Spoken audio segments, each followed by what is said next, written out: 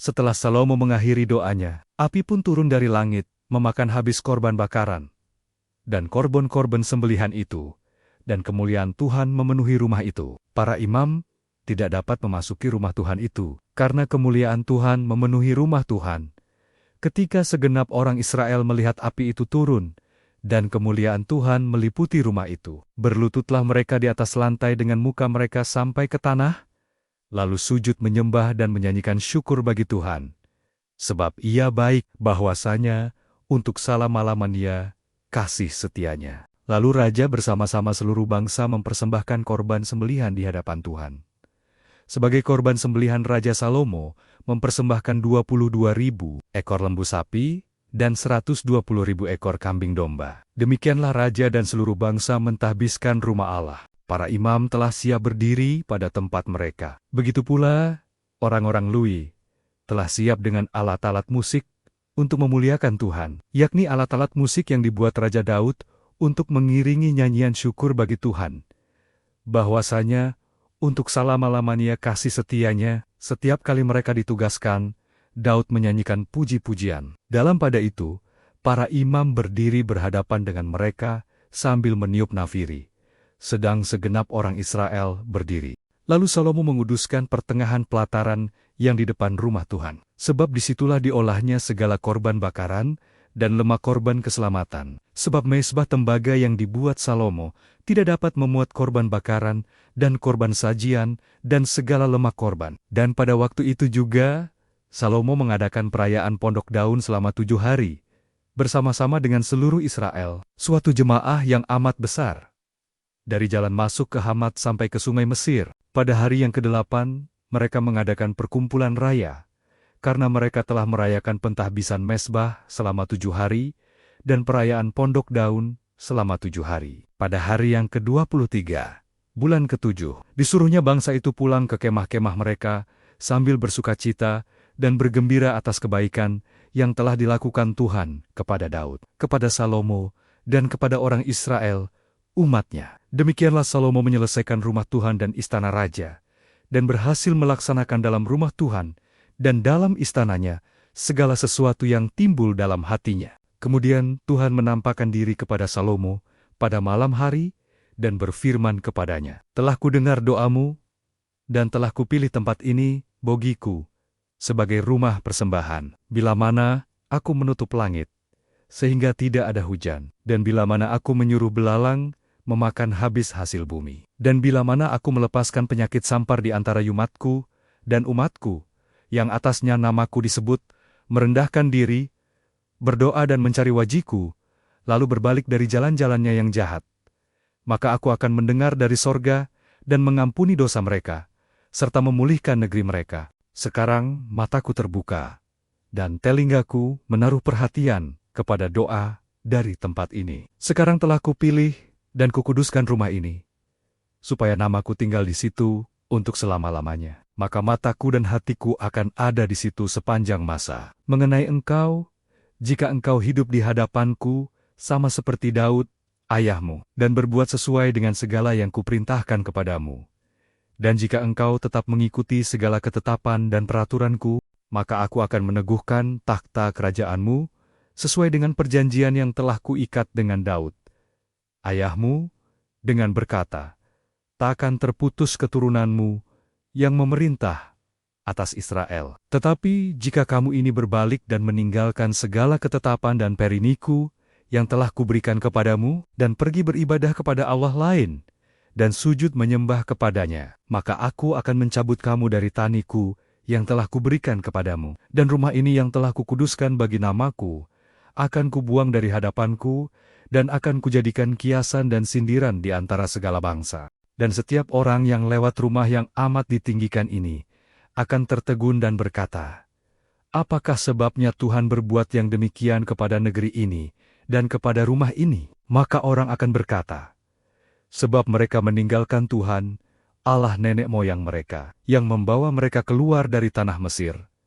Dan sebab mereka berpegang pada Allah lain, dan sujud menyembah kepadanya, dan beribadah kepadanya. Itulah sebabnya, Ia mendatangkan segala malapetaka ini ke atas mereka, Setelah lewat 20 tahun, selesailah Salomo mendirikan rumah Tuhan dan istananya sendiri. Maka Salomo memperkuat kota-kota yang diberikan Huram kepadanya, dan menyuruh orang Israel menetap di sana. Lalu Salomo pergi ke Hamitsoba dan menaklukkannya. Kemudian, ia memperkuat Tedmor di padang gurun, dan semua kota perbekalan yang didirikannya di Hamat.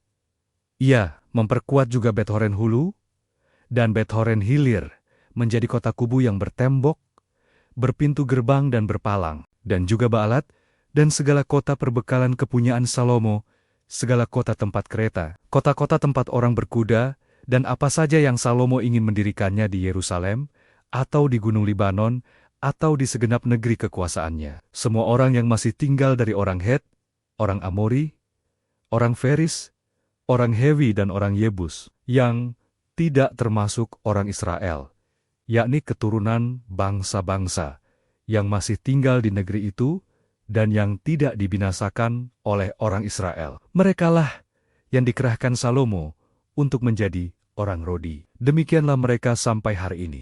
Tetapi orang Israel tidak ada yang dijadikan budak oleh Salomo untuk pekerjaannya, melainkan mereka menjadi prajurit, atau perwira pasukan berkuda, atau panglima atas pasukan kereta dan pasukan berkuda. Dan inilah pemimpin-pemimpin umum Raja Salomo, 250 orang, yang memerintah rakyat. Dan Salomo memindahkan anak Firaun dari kota Daud ke rumah yang didirikannya baginya. Karena katanya, tidak boleh seorang istriku tinggal dalam istana Daud, Raja Israel, karena tempat-tempat yang telah dimasuki tabut Tuhan adalah kudus. Lalu Salomo mempersembahkan korban-korban bakaran bagi Tuhan di atas mezbah Tuhan yang didirikannya di depan balai bait suci, sesuai dengan apa yang menurut perintah Musa ditetapkan sebagai korban untuk setiap hari, yakni pada hari-hari Sabat, pada bulan-bulan baru, dan 3 kali setahun pada hari-hari raya, pada hari raya roti tidak beragi, pada hari raya 7 minggu,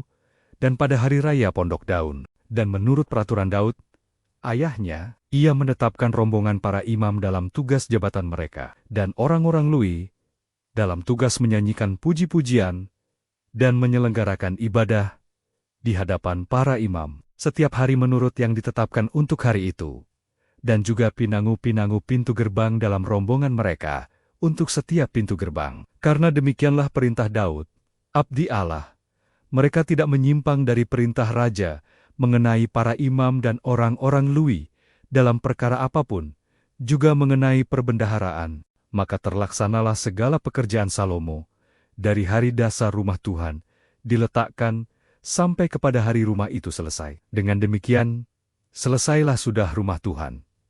Kemudian Salomo pergi ke Esion-Geber dan ke Ilot, yang letaknya di tepi laut, di tanah Edom. Dengan perantaraan anak buahnya, Huram mengirim kapel-kapel kepadanya. Dan anak buah yang tahu tentang laut, bersama-sama anak buah Salomo, mereka sampai ke Ofir.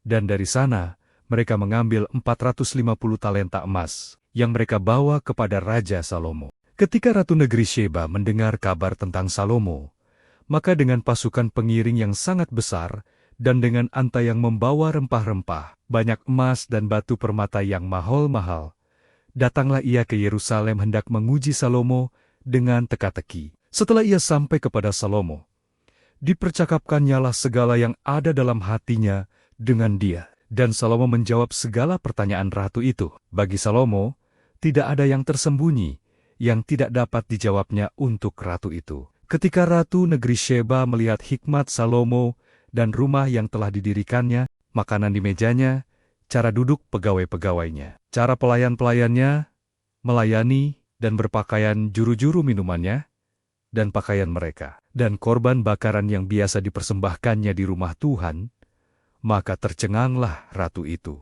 Dan ia berkata kepada raja, "Benar juga kabar yang kudengar di negeriku tentang engkau dan tentang hikmatmu, tetapi aku tidak percaya perkataan-perkataan mereka sampai aku datang dan melihatnya dengan mataku sendiri. Sungguh, setengah dari hikmatmu yang besar itu belum diberitahukan kepadaku. Engkau melebihi kabar yang kudengar. Berbahagialah orang-orangmu, dan berbahagialah para pegawaimu ini, yang selalu melayani engkau dan menyaksikan hikmatmu. Terpujilah Tuhan, Allahmu, yang telah berkenan kepadamu sedemikian, hingga ia mendudukan engkau di atas takhtonia sebagai raja untuk Tuhan, Allahmu. Karena Allahmu mengasihi orang Israel, maka ia menetapkan mereka untuk selama-lamanya, dan menjadikan engkau raja atas mereka, untuk melakukan keadilan dan kebenaran.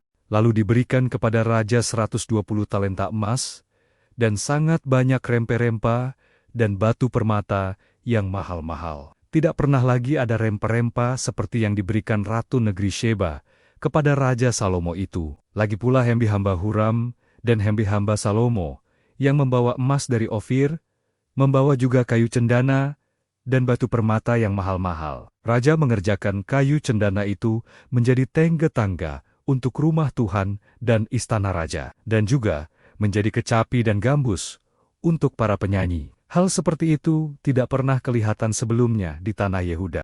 Raja Salomo memberikan kepada Ratu Negeri Sheba segala yang dikehendakinya dan yang dimintanya, melebihi yang dibawa ratu itu untuk raja. Lalu ratu itu berangkat pulang ke negerinya bersama-sama dengan pegawai-pegawainya. Adapun berat emas yang dibawa kepada Salomo dalam 1 tahun ialah seberat 666 talenta. Belum terhitung yang dibawa oleh saudagar-saudagar dan pedagang-pedagang. Juga semua raja Arab dan bupoti-bupoti di negeri itu membawa emas dan perak kepada Salomo. Raja Salomo membuat 200 perisai besar dari emas tempaan, 600 shikal emas tempaan dipakainya untuk setiap perisai besar. Ia membuat juga 300 perisai kecil dari emas tempaan.